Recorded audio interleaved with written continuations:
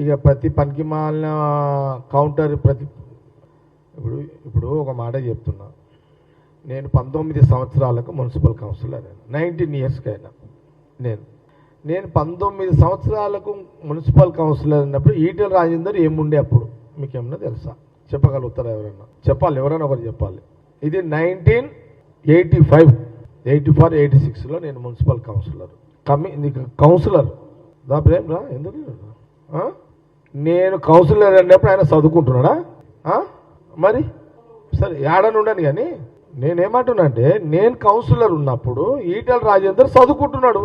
ఒకవేళ ఇండైరెక్ట్గా నన్నే అన్నాడు అనుకో, నేను లీడర్ అయినప్పుడు నువ్వు వీళ్ళు చదువుకుంటున్నావు, నువ్వెందుకు ఫీల్ అవుతున్నావు? అట్లా ఫీల్ ఎందుకు అవుతున్నావు?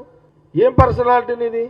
జగ్గారెడ్డి, రేవంత్ రెడ్డి, ఉత్తమ్ రెడ్డి, వెంకటరెడ్డి, మా పర్సనాలిటీల ముందు అదొక పర్సనాలిటీ. అదేమన్నా ఎందుకు ఫీల్ అవుతున్నావు? ఈటెల రాజేందర్ నువ్వెందుకు ఫీల్ అవుతున్నావు?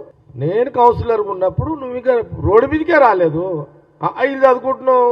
నీకెంత అంత అవసరమా నీకేమన్నా? చూసిన, నేను కూడా చూసిన.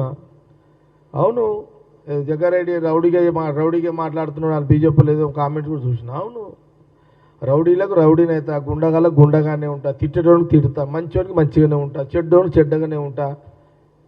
ఎవరు నోరు జారితే నేను నోరు జారుతా, ఎవడ మర్యాద ఇచ్చి మాట్లాడితే నేను కూడా మర్యాద ఇచ్చి మాట్లాడతా. ఎస్, నువ్వు 1కి 4 సార్లు కాంగ్రెస్ ముఖ్యమంత్రిని అంటున్నప్పుడు బరాబర్ కాంగ్రెస్ పార్టీ నాయకుడు కార్యకర్త కౌంటర్ వేస్తారు. దాంట్లోకి అనుమానం ఏముంది దాంట్లో? కానీ నువ్వెందుకు ఫీల్ అవుతున్నావు? నీ పర్సనాలిటీ నువ్వు పెద్దగా ఎందుకు ఊహించుకుంటున్నావు?